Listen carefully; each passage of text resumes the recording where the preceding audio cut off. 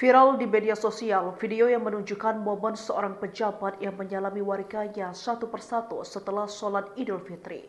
Video tersebut viral salah satunya diunggah oleh salah satu akun dikutip Sri Poko pada Sabtu 5 Maret 2025. Disebutkan dalam berita yang viral bahwa pejabat tersebut merupakan sosok seorang bupati. Awalnya terlihat biasa saja, bahkan penuh kehangatan sampai akhirnya kamera merekam aksi sang pejabat yang langsung mengambil tisu dan mengelap tangannya setelah semua prosesi salaman selesai.